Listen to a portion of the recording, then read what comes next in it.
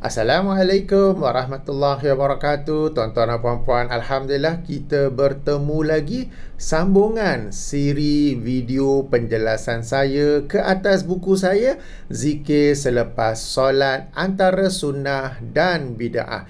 Dan kali ini sambil menikmati pemandangan saya berbasikal, kita dengar pula penjelasan saya. Sebelum itu sedikit catatan. Apabila saya membuat video sambil berbasikal, baik yang ini ataupun ada beberapa sebelum ini, sebahagian daripadanya ada yang sambil berbasikal saya cakap terus, dan sebahagian daripadanya ada yang saya berbasikal saya rakam video sahaja, dan kemudiannya audio saya masukkan bila berada di rumah.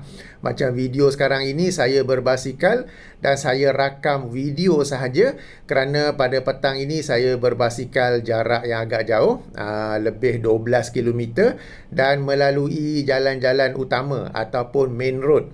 Bila melalui jalan utama, bunyi kenderaan sangat bising. Jadi kalau saya cakap sambil berbasikal, suara saya akan ditenggelami oleh kebisingan kenderaan-kenderaan yang lain. Jadi bagi video ini misalnya, saya buat rakaman video sahaja, audio saya masukkan apabila berada di rumah, ya. Okey, kita sambung sekarang ini, kita masuk ke asas yang kedua. Kita masih lagi dalam bahagian A dalam buku saya itu, yang ini asas-asas zikir selepas solat, dan kita akan masuk ke asas yang kedua yang merupakan satu asas yang sangat penting di mana ia membezakan antara ahli sunnah wal jamaah dan juga para pencinta bid'ah. Tuan-tuan dan puan-puan, apabila disebut ahli sunnah wal jamaah, ia bukanlah sekadar sebutan, ia bukanlah sekadar nama yang setiap Ahmad, Acong, Arumugam boleh mendakwa dia adalah ahli sunnah wal jamaah. It is not for every Tom, Dick and Harry to claim he or herself as ahli sunnah wal jamaah. Tetapi ahli sunnah wal jamaah itu merujuk kepada sejumlah dasar-dasar, asas-asas, prinsip-prinsip dalam beragama. Di mana jika seseorang itu berpegang dengannya dan beramal dengannya, mempraktikkannya, barulah dia disebut sebagai ahli sunnah wal jamaah. Sementara para pecinta bid'ah ni pula, meskipun mereka ini lazim mendakwa diri mereka ini sebagai ahli sunnah wal jamaah, tetapi kita tahu daripada perkataan mereka, daripada perbuatan mereka, sunnah Nabi SAW duduk di tangga yang terakhir sekali. Okey, sebaliknya bid'ah itulah yang mereka utamakan, itulah yang mereka cintai, dan jika kita mengkritik, itulah yang mereka bermati-matian berhujah bagi membela, bagi menjustifikasi atau menghasanahkan bid'ah yang mereka lakukan itu. Okey, jadi kembali kepada ahli sunnah wal jamaah, salah satu dasar, salah satu asas atau prinsip dalam ahli sunnah wal jamaah ini adalah apabila terdapat sesuatu perintah Allah Subhanahu Wa Taala di dalam Al-Quran, perintah ibadah di dalam Al-Quran, baik perintah itu bersifat membawa hukum wajib ataupun sunat, seorang ahli sunnah dia akan mencari bagaimanakah tunjuk ajar Nabi SAW bagi mempraktikkan ayat tersebut. Saya ulangi, ya, ini sangat penting. Bagi seorang ahli sunnah wal jamaah, apabila terdapat satu ayat dalam Al-Quran yang berbentuk perintah, baik perintah itu membawa hukum wajib atau sunat, mereka akan menangguh dulu, nanti dulu, dan mereka akan mencari bagaimanakah Rasulullah SAW mengajar kita sebagai umatnya cara melaksanakan ibadah yang diperintahkan di dalam Al-Quran itu, dan kemudiannya mereka mempraktikkannya sebagaimana yang diajarkan oleh Rasulullah SAW sekadar yang mampu. Inilah selari dengan namanya ahli sunnah. Sebab ahli sunnah ni antara lain ialah mereka ini memang bersungguh-sungguh berpegang kepada sunnah, dan apabila terdapat sesebuah ayat dalam Al-Quran yang memerintahkan sesuatu ibadah, mereka melihat bagaimanakah sunnah menjelaskan cara melaksanakan ibadah tersebut. Berbeza dengan para pencinta bid'ah. Ada juga yang sebut ahli bid'ah wal jamaah kan. Okey. Apa saya kata para pencinta bid'ah, apabila mereka menemui ada ayat dalam Al-Quran yang memerintahkan sesuatu ibadah, mereka tak kisah sunnah ajar macam mana cara mempraktikkan ibadah tersebut. Bahkan tak cari langsung pun. Sebaliknya, apabila ada ayat tersebut, mereka mempraktikkannya sesuka hati. Sesuka hati mengikut logik akal mereka, mengikut nafsu mereka. Apabila ditegur itu adalah bid'ah, mereka berkata, tidak mengapa, ini adalah bid'ah hasanah. Para pecinta bid'ah ini, mereka ni sebenarnya mencintai juga Nabi Muhammad sallallahu alaihi wasallam. Cuma kecintaan mereka kepada Nabi Muhammad sallallahu alaihi wasallam dibuktikan dengan cara menyambut hari jadi baginda, sambutan Maulid Nabi. Okey, dengan cara memakai pakaian khasnya kopiah yang ada lambang atau logo capal baginda, selipar baginda. Okey, macam mana mereka tahu selipar baginda berbentuk macam tu, entahlah. Dan macam mana mereka yakin selipar Abu Jahal, selipar Abu Lahab, selipar orang-orang munafik pada zaman itu berbeza bentuknya, kita pun tak tahulah. Sebab pada zaman itu, selipar ni bukanlah fashion statement. Bukanlah Nabi Muhammad pakai selipar macam ni, Abu Jahal selipar macam tu, Abu Lahab selipar yang lain, orang-orang munafik selipar yang lain kan. Tapi cara mereka nak membuktikan kecintaan, mereka ambil satu lakaran yang kononnya capal atau selipar Rasulullah, mereka meletak di kopiah mereka. Cara lain mereka membuktikan kasih sayang kepada Rasulullah SAW ialah kononnya Rasulullah ini memakai selendang, lalu mereka pun pakai selendang di bahu kanan atau kiri. Padahal memang betul Rasulullah ada pakai selendang, tapi selendang baginda itu multi purpose, pelbagai kegunaan. Okey, kalau muka peluh lap muka. Kalau nak solat, jadi alas di padang pasir yang panas itu. Kalau bahkan ada hadis, kalau ada kahak nak ludah, jangan ludah ni masjid, tapi ludah dekat kain itu. Jadi pelbagai kegunaan, ia bukanlah dipakai kemas, keras, kemudian dipin sengit sikit dekat pakaian tu. Bukan begitu ya. Jadi ini cara mereka membuktikan kasih sayang mereka kepada Nabi Muhammad sallallahu alaihi wasallam. Ada juga yang over, ada juga yang melampaui batas sehingga meletakkan sifat-sifat ketuhanan ataupun sifat-sifat yang menghampiri ketuhanan kepada Nabi Muhammad sallallahu alaihi wasallam. Kita berlindung kepada Allah daripada semua ni ya. Kerana itulah di kalangan mereka kita lihat sangat sayang pada Nabi sampai-sampai berakidah, berkeyakinan dengan Nur Muhammad, berkeyakinan dengan insan kamil dan macam-macam lagi yang mempertuhankan Muhammad sallallahu alaihi wasallam. Ini cara mereka membuktikan, menunjukkan kecintaan kepada Nabi Muhammad sallallahu alaihi wasallam. Ada pun ajaran baginda, ada pun peranan baginda sebagai seorang utusan Allah, sebagai pesuruh ya Allah, yang ini membawa risalah Islam, yang ini membawa akidah yang suci, bersih, mentauhidkan Allah, yang ini membawa ibadah-ibadah. Itu bagi mereka prioriti yang terakhir sekali, bahkan mungkin masuk dalam tong sampah. Sebab bagi mereka yang itu tak apa, kita boleh buat apa-apa saja asalkan ada perintahnya ataupun lebih kurang begitu di dalam Al-Quran. Seolah-olah bagi mereka cukup Allah SWT menurunkan Al-Quran saja, tak perlu kepada Rasulullah SAW untuk menjelaskannya. Okey, jadi ini perbezaan ya antara ahli sunnah wal jamaah dan juga para pencinta bid'ah. Okey, apabila dikatakan ahli sunnah wal jamaah ini, mereka melihat bagaimana Rasulullah SAW mengajar ataupun mempraktikkan cara-cara ibadah yang diperintahkan oleh Allah di dalam Al-Quran. Apakah dalilnya? Apakah dalilnya? Ada dua ya, selalu juga saya sebut. Dalil yang pertama, ayat yang pertama ialah ayat yang ke-44 dalam surah An-Nahl, surah yang ke-16, di mana Allah SWT berfirman, wa anzalna ilaika dzikra litubayyina lin-nasi ma nuzila ilaihim wa la'allahum yatafakkarun. Dan kami telah turunkan kepada engkau wahai Muhammad az-zikra, yang ini Al-Quran, litubayyina linnas, supaya engkau menjelaskannya kepada manusia, manuzzila ilaihim, apa yang telah diturunkan kepada mereka, wala'allahum yatafakkarun, moga-moga dengan itu mereka menjadi orang-orang yang berfikir. Jadi apa yang kata kunci dalam ayat ini, litubayyina linnas, supaya engkau menjelaskannya kepada manusia. Jadi apabila ada satu ayat yang turun, perintah bagi sesuatu ibadah,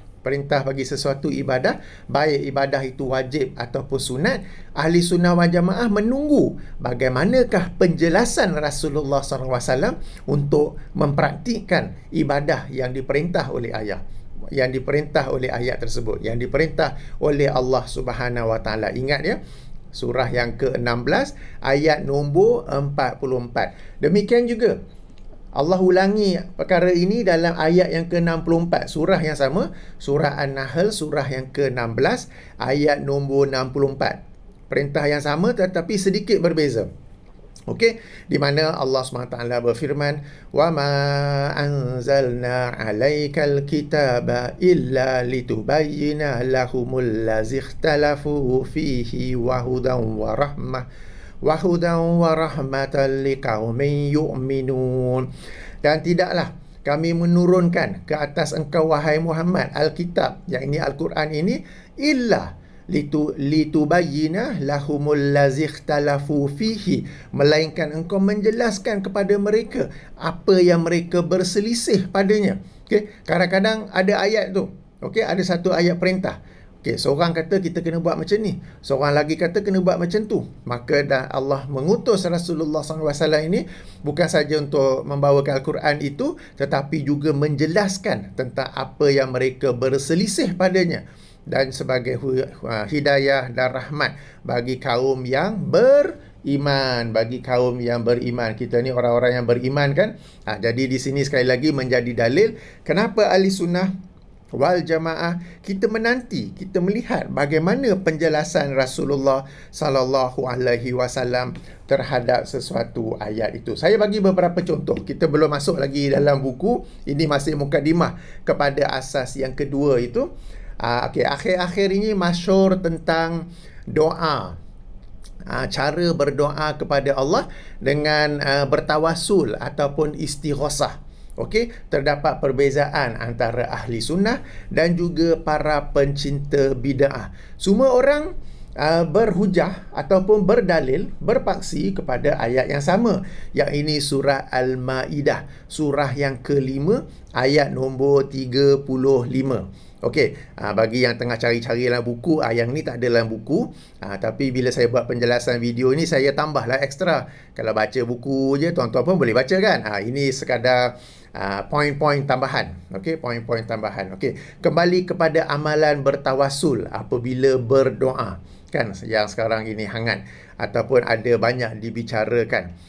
Masing-masing pihak merujuk kepada ayat yang sama. Yang ini ayat 35 surah Al-Ma'idah, di mana Allah Subhanahu wa taala berfirman, ya ayyuhallazina amanu taqullaha wabtaghu ilaihil wasilah wajahidu fi sabilihi la'allakum tuflihun.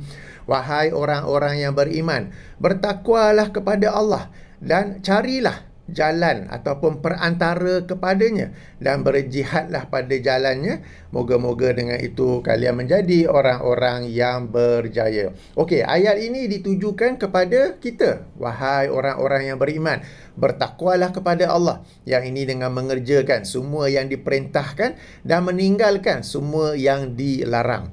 Kemudian Allah berfirman, wabtaghu ilaihil wasilah, dan carilah wasilah. Wasilah ni perantara kepadanya.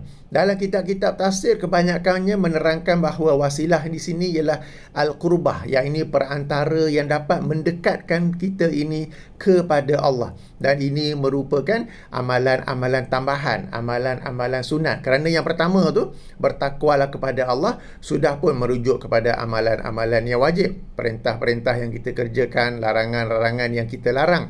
Maka yang seterusnya, wabtaghu ilaihil wasilah, hendaklah kita mencari perantara ataupun jalan yang dapat mendekatkan diri kita kepada Allah, maka ia merujuk kepada amalan-amalan sunat, amalan-amalan tambahan yang dapat mendekatkan kita ini kepada Allah Subhanahu wa taala.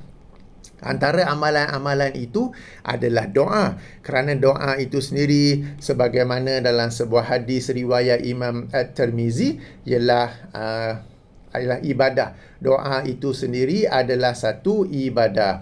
Dalam sebuah hadis riwayat Imam At-Tirmizi, hadis nombor 3294, jika ikut penomboran edisi tahqiq Syekh Ahmad Syakir, hadis nombor 3372 dengan darjat yang sahih, Rasulullah sallallahu alaihi wasallam bersabda, "Ad-du'a'u huwal ibadah."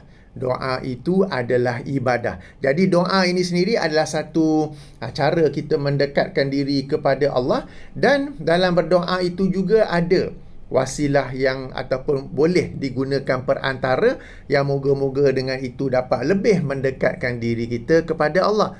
Cuma apakah wasilah-wasilah itu?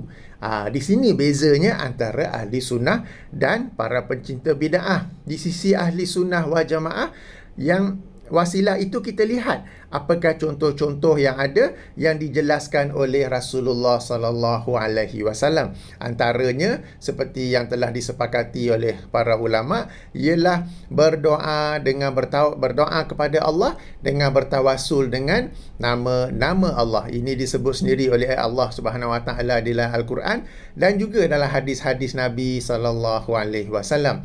Kedua ialah berdoa dengan bertawasul kepada amal-amal soleh yang pernah dilakukan. Dan yang ketiga, berdoa dengan meminta orang soleh yang masih hidup untuk turut mendoakan. Ini yang jelas. Tetapi di sisi para pencinta bid'ah, mereka membuat cara-cara tawasul yang lain, seperti berdoa dengan kemuliaan orang soleh yang telah mati. Berdoa dengan meminta orang soleh yang telah mati untuk turut mendoakan. Dia mati, tetapi boleh lagi minta kat dia untuk turut mendoakan. Ataupun yang ketiga, yang paling serius, yang disebut sebagai istighosah, berdoa terus kepada orang mati itu. Berdoa terus kepada orang mati. Wahai Syekh Abdul Qadir Jilani, bantulah aku dalam masalah aku ini. Yang ketiga-tiga ini, yang ini bertawasul dengan kemuliaan orang soleh yang telah meninggal dunia. Berdoa dengan bertawasul dengan meminta orang soleh yang telah meninggal dunia untuk mendoakan kita dari dalam kuburnya, untuk berdoa kepada Allah bagi pihak kita. Atau yang ketiga, berdoa terus kepada makhluk itu sendiri, kepada orang soleh itu sendiri. Ia sesuatu yang tidak ditunjuk oleh sunnah Nabi SAW yang sahih lagi soreh. Yang sahih sanadnya, sahih dengan kesahihan yang disepakati, dan soreh ni maksudnya jelas dan padu, tak ada kesamaran dalam maksudnya. Tidak ditunjuki. Dan inilah yang disukai oleh para pencinta bid'ah.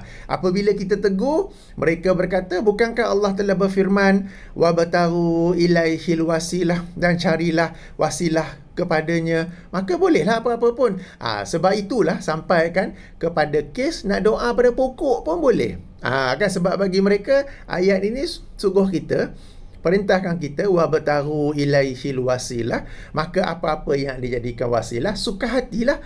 Itu yang sampai timbul kes nak berdoa kepada pokok pun boleh. Jadi di sini antara beza di sisi di sinilah perbezaan antara ahli sunnah wal jamaah dan juga para pencinta bid'ah. Kita kembali kepada topik zikir sebagai contoh. Sebagai contoh, kalau kita rujuk dalam surah Al-Ahzab, surah yang ke-33 ayat 41, Allah Subhanahu wa taala berfirman, ya ayyuhallazina amanu zkurullaha zikran katsira. Wahai orang-orang yang beriman, berzikirlah kepada Allah dengan zikir yang sebanyak-banyaknya. Saya bagi satu lagi ayat, katakan surah Ali Imran, surah ketiga ayat 41, rangkap yang terakhir. Wazkur rabbaka katsiran wasabbih bil ashiyyi wal ibkar. Dan berzikirlah kepada Tuhan engkau sebanyak-banyaknya, katsiran, dan bertasbihlah Okey, dan bertasbihlah pada waktu malam dan pada waktu pagi. Okey. Jadi kalau nak tengok juga boleh terujuk juga rangkap terakhir dalam surah Al-Jumu'ah, surah ke-62 ayat nombor 10. Berdasarkan ayat-ayat yang seperti ini, maka para pencinta bid'ah mereka berhujah, Allah menyuruh kita, Allah memerintahkan kita untuk memperbanyakkan zikir. Maka zikirlah banyak-banyak. Apa-apa zikir pun tak apa. Apa-apa cara zikir boleh, apa-apa kalimah zikir pun boleh. Asalkan zikir. Itu yang keluar macam-macam jenis zikir. Sampai hu pun jadi zikir. Ha pun jadi zikir. Ki pun jadi zikir. Itu dari sudut lafaz. Dari sudut caranya pula, boleh nak buat macam mana? Nak seorang boleh, nak beramai-ramai boleh, nak macam kumpulan zikir barat pun boleh, nak sambil menari pun boleh. Sebab bagi mereka itu Allah suruh kita zikir banyak-banyak, suka hatilah nak zikir macam mana. Berbeza pula di sisi ahli sunnah wal jamaah. Ya, betul, ayat-ayat tadi Allah SWT memerintahkan kita untuk banyak-banyak berzikir kepada Allah. Cuma apakah cara berzikir itu dan apakah lafaz-lafaz zikir itu? Maka kita ahli sunnah wal jamaah, kita melihat kepada sunnah, kita melihat kepada hadis-hadis yang sahih dan hasan tentang cara-cara berzikir dan lafaz-lafaz zikir. Jadi itulah perbezaannya antara ahli sunnah wal jamaah dan para pencinta bid'ah. Perkara ini sangat penting, sebab tu saya bagi mukadimah yang agak panjang untuk asas kedua ini. Sebab bila kita berinteraksi dengan para pencinta bid'ah, mereka akan berhujah dengan ayat-ayat umum di dalam Al-Quran. Dan mereka tak kisah langsung tentang bagaimana sunnah Nabi SAW dalam menjelaskan bagaimana mempraktikkan suruhan perintah yang terdapat di dalam Al-Quran itu. Ataupun mereka maklum, tetapi mereka berhujah, ya, Nabi buat macam tu, tapi Nabi tak kata tak boleh buat macam ni. Kan? Ya, tahu Nabi tak buat, tapi Nabi tak kata tak boleh buat. Atau bagi dalil larangan, kan? Padahal larangan sudah ada, yang ini hadis-hadis yang melarang bid'ah, tetapi hadis-hadis itu pun mereka cairkan kepada boleh membuat bid'ah hasanah. Kemudian mereka menghalalkan pencairan itu dengan kalam ulama kononnya. Padahal apabila para ulama berkata adanya bid'ah hasanah, yang mereka masukkan ialah seperti adanya pembahagian kepada ilmu bahasa Arab, ilmu nahu, ilmu macam-macam berkaitan dengan bahasa, adanya ilmu tafsir, ilmu hadis, ilmu fiqh. Apa lagi contoh bid'ah hasanah? Penyusunan dan pembukuan ilmu-ilmu tersebut, pembahagiannya kepada berbagai-bagai kategori. Itu yang mereka masukkan sebagai bid'ah hasanah. Tidaklah mereka masukkan bid'ah hasanah tu buat akidah yang baru, Nur Muhammad. Tidaklah mereka masukkan sebagai bid'ah hasanah itu membuat ibadah yang baru, umpama zikir hu dan juga ha. Jauh sekali, ya. Ini sebagai mukadimah sangat penting, ya tuan-tuan dan puan-puan. Ayuh kita menjadi ahli sunnah wal jamaah bukan sekadar nama, tetapi kita juga memahami dasar-dasar, asas-asas, prinsip-prinsip ahli sunnah wal jamaah ini. Dan saya sendiri alhamdulillah ada menulis sebuah buku khas dalam bab ini berjudul Marilah Berkenalan dengan Ahli Sunnah wal Jamaah. Boleh baca percuma saja, link saya bagi dalam kotak description. Alright. Jadi itulah kadang pelik, ya. Para pecinta bid'ah ni, mereka claim, mereka dakwa mereka ni lah ahli sunnah wal jamaah. Sementara yang kita ni yang berpegang kepada ahli sunnah wal jamaah dituduh sebagai wahabi yang terkeluar daripada ahli sunnah wal jamaah. Tetapi apabila mereka tu kita ajak kepada sunnah, kita ajak pada hadis-hadis Nabi yang sahih, yang hasan, mereka menolaknya. Tapi mereka claim diri mereka ahli sunnah wal jamaah. Yang kita ni pula yang nak mengamalkan hadis-hadis Nabi, yang apabila ada perintah dalam Al-Quran, kita melihat bagaimana tunjuk ajar Nabi bagi melaksanakan perintah tersebut, kita ni pula yang dituduh sebagai wahabi. Sangat memuskilkan. Baik, sekarang kita masuk ke dalam asas kedua. Asas kedua daripada asas-asas zikir selepas solat.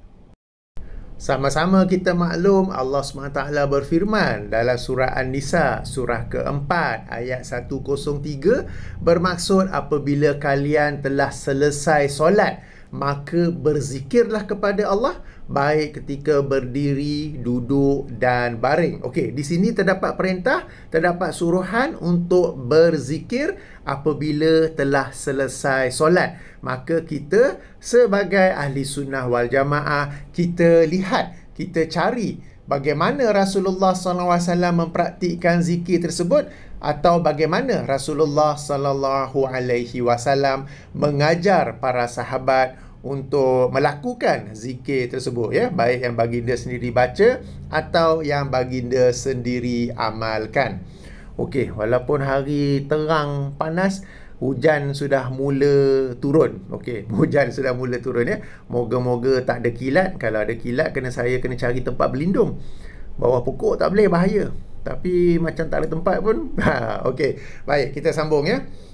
Okey, jadi apabila turunnya, apabila Allah SWT berfirman sebagaimana ayat 103 surah An-Nisa tu yang menyuruh kita berzikir, Rasulullah SAW tidak pula menjelaskan ayat itu sebagai umpama, wahai umatku, berzikirlah dengan apa-apa lafaz dan bilangan yang kalian suka selepas solat.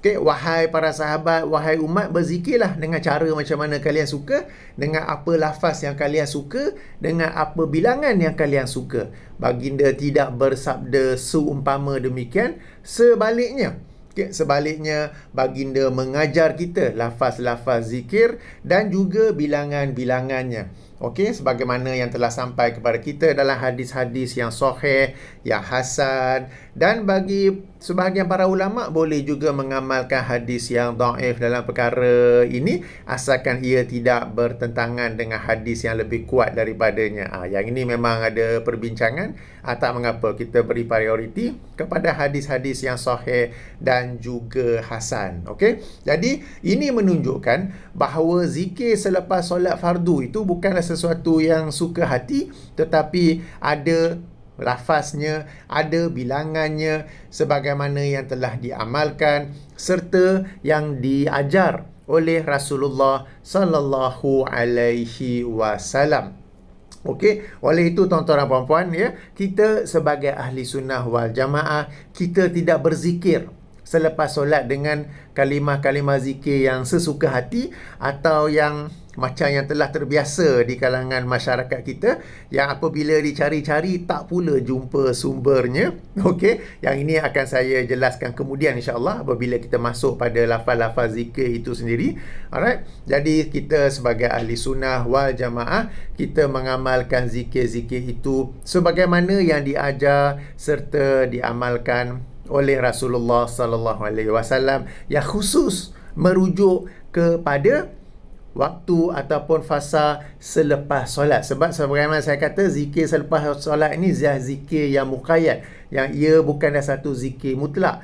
Kenapa saya tekankan perkara ini? Kerana ada beberapa lafaz zikir yang diamalkan oleh masyarakat kita di Malaysia ini yang merupakan memang ia sesuatu yang diajar oleh Rasulullah SAW, tetapi itu adalah zikir mutlak, tetapi ia telah dibawa masuk sebagai salah satu bentuk zikir yang khusus kepada selepas solat. Sebagai contoh, istighfar. Selepas solat, lafaz istighfarnya ialah astaghfirullah, astaghfirullah. Okey, ada pun lafaz astaghfirullah allazi la ilaha illa huwal hayyul qayyum wa atubu ilaihi, itu memang ada hadisnya yang sahih riwayat Imam Abu Daud, tetapi itu dimaksudkan sebagai zikir mutlak yang boleh dibaca pada bila-bila. Adapun zikir selepas solat, ia adalah zikir yang khusus yang terikat dengan waktu selepas solat, maka hendaklah dibaca zikir-zikir yang khusus untuk selepas solat. Yang ini nanti saya akan tekankan lagi apabila kita masuk kepada membicarakan lafaz-lafaz zikir itu sendiri, ya. Jadi di sini sekali lagi saya ulangi, ya, kita sebagai ahli sunnah wal jamaah, kita perhatikan apakah sunnah Nabi dalam menjelaskan sesuatu ibadah yang diperintahkan oleh Allah Subhanahu Wa Taala. Dalam kes ini, apakah sunnah Nabi yang menjelaskan ayat 103 surah An-Nisa berkaitan zikir selepas solat. Apakah yang baginda amalkan sendiri dan apakah yang baginda ajarkan kepada para sahabatnya radhiyallahu anhum. Sebagai satu catatan tambahan, walaupun sudah setengah jam ni, sikit lagi ya. Okey, apabila membicarakan antara sunnah dan bid'ah ni, saya mendapat satu soalan yang bagus daripada kawan Facebook beberapa tahun yang lepas. Dia kata, okey, kalian ni kami ni semualah. Okey, dia tak naklah sebut Wahabi. Dia kata kalian. Okey, baguslah kan. Kalian ni berkata doa adalah ibadah. Tak boleh cara berdoa apa semua tu tak boleh buat sendiri-sendiri. Tapi lafaz doa tu kenapa pula boleh buat sendiri-sendiri? Lafaz tu sendiri. Okey, kita boleh nak doa apa-apa, nak doa untuk anak lulus peperiksaan ke, untuk doa anak sihat ke, doa kan boleh pula susun doa sendiri. Padahal kata doa adalah ibadah, maka hendaklah berdoa dengan lafaz-lafaz daripada Al-Quran dan As-Sunnah sahaja. Dia berhujah demikian. Maka saya jelaskan, penjelasannya seperti ini. Apabila terdapat perintah suruhan Allah SWT ya, di dalam Al-Quran yang bersifat terbuka, dan Rasulullah sendiri SAW kemudiannya sebagai penjelas Al-Quran juga menganjurkannya secara terbuka, maka ketika itu barulah kita boleh melakukannya sesuka hati. Okey, barulah. Okey, saya bagi contoh sebagaimana dalam buku saya ini. Dalam surah Al-Baqarah ayat 153, Allah SWT berfirman yang maksudnya, wahai orang-orang yang beriman, berdoalah, yakni mintalah pertolongan Allah dengan bersabar dan solat, yakni melaksanakan solat. Sesungguhnya Allah bersama orang-orang yang sabar. Kemudian suruhan berdoa dalam solat ni, suruhan berdoa dengan solat ini dijelaskan pula oleh Rasulullah SAW dalam sebuah hadis riwayat Imam Muslim dalam sahihnya nombor 744, penomboran ikut syarah Sahih Muslim Imam Nawawi nombor 482. Baginda bersabda, okey, bermaksud baginda bersabda, aqrabu ma yakunul abdu min rabbihi wa huwa sajidun fa aksirud du'a. Kedudukan paling hampir seorang hamba kepada Tuhannya adalah ketika sujud, maka perbanyakkanlah doa ketika sujud. Perbanyakkanlah doa ketika sujud. Okey, kita dapat lihat dalam ayat 153 surah Al-Baqarah itu, Allah SWT berfirman, ya ayyuhallazina amanu ista'inu bis-sabri was-salah innallaha ma'as sabirin. Mohonlah, mintalah pertolongan, berdoalah kepada Allah dengan bersabar dan solat. Okey, ada suruhan, dan kemudian Rasulullah sendiri pun bersabda, perbanyakkanlah doa. Okay? Tak ada pula dispesifikkan kepada doa yang tertentu. Maka di sini kita boleh berdoa dengan apa sahaja ketika sedang sujud. Okay? Sebagai contoh. Kemudian demikian juga ketika ataupun saat lain yang dianjurkan apabila kita solat, tempat yang bagus untuk berdoa ialah sebagaimana hadis riwayat Imam An-Nasa'i, hadis nombor 1293, penomboran lain hadis nombor 1310. Baginda bersabda yang maksudnya apabila, hadis ni sahih ya, apabila seseorang kalian telah membaca tasyahud, dalam riwayat lain apabila seseorang kalian selesai membaca tasyahud akhir, maka mintalah perlindungan Allah daripada 4 perkara. Pertama, daripada azab neraka Jahanam. Kedua, daripada azab kubur. Ketiga, daripada fitnah kehidupan dan kematian. Keempat, daripada keburukan ataupun fitnah Al-Masih Ad-Dajjal. Dan setelah itu baginda bersabda, summa yad'u li nafsihi bima badalahu. Kemudian dia berdoa bagi dirinya apa yang dia sukai. Okey, jadi ini antara dalil bahawa boleh nak menyusun lafaz doa sesuka hati. Okey, boleh menyusun lafaz doa sesuka hati. Kenapa sekali lagi saya ulangi ayat yang merupakan dasar di sini? Ayat 153 surah Al-Baqarah, di mana Allah SWT memerintah kita, menyuruh kita untuk berdoa kepadanya, untuk meminta pertolongan kepadanya, al-isti'anah, okey, dengan cara bersabar dan solat. Okey, macam mana dengan cara solat itu? Ada 2 tempat dalam solat di mana kita ini dianjurkan untuk berdoa. Pertama ketika sujud, dan ini bukan sujud rakaat terakhir. bukan sujud kedua pada rakaat terakhir. Jangan membataskannya kepada sujud terakhir pada rakaat terakhir, tetapi pada mana-mana sujud pun boleh. Dan kedua, ia dilaksanakan dalam solat bersendirian. Kalau solat berjemaah, kenalah ikut imam. Apabila imam telah angkat kepala dari sujud, kita hendaklah angkat juga. Jangan lama-lama berdoa. Tetapi boleh berdoa bila solat bersendirian, solat ba'diyah, solat qabliyah ataupun solat malam, apa gitu. Okey, pertama ketika sujud. Okey, kedudukan yang kedua, saat yang kedua dia anjurkan berdoa ialah dalam solat tu lagi, tetapi setelah membaca tasyahud akhir sebelum memberi salam. Okay, sebelum memberi salam, right? Jadi di dalam kedua-dua keadaan ni, dalam kedua-dua saat atau masa ini, Rasulullah SAW menganjurkan kita untuk berdoa dengan apa yang kita sukai. Maka inilah dalilnya kita boleh menyusun doa sesuka hati. Doa selepas solat, selepas memberi salam dibolehkan. Cuma manakah yang lebih utama? Manakah yang lebih utama? Saya bagi perumpamaan dia, Maha Suci Allah di sebarang kesamaan. Apabila kita jumpa bos, bincang sesuatu perkara, kemudian kita ada hajat nak minta, kita minta terus-terus time tu ke dah keluar pejabat baru minta? Okay? Maha Suci Allah daripada sebarang kesamaan dengan makhluknya. Demikianlah juga apabila kita solat, kita ada urusan rasmi, umpama urusan rasmi dengan Allah SWT. Tetapi ketika urusan rasmi itu pun ada saat-saatnya di mana kita dibolehkan berdoa meminta apa yang kita nak. Maka mintalah ketika sedang solat itu sendiri. Jangan dah habis solat baru berdoa. Sebab bila dah habis solat baru berdoa, ia umpama orang yang telah jumpa bos, dah keluar bilik bos, dah keluar bilik pejabat bos, baru nak minta. Kan? Ini satu perumpamaan dia, Maha Suci Allah daripada sebarang kesamaan dengan makhluknya. Kerana itu tidak diriwayatkan dalam hadis-hadis yang sahih, hasan maupun dhaif bahawa Rasulullah SAW berdoa selepas solat. Baginda banyak berdoa di dalam solat. Okey. Tapi nanti jangan nantilah. Nak berdoa selepas solat boleh, tapi ayuh kita biasakan diri ikut sunnah Nabi SAW berdoa ketika solat. Yang ini pada posisi sujud, mana-mana sujud, dan juga tasyahud akhir sebelum memberi salam. Okey. Jadi demikian, ini satu contoh bagaimana suruhan dalam Al-Quran dijelaskan.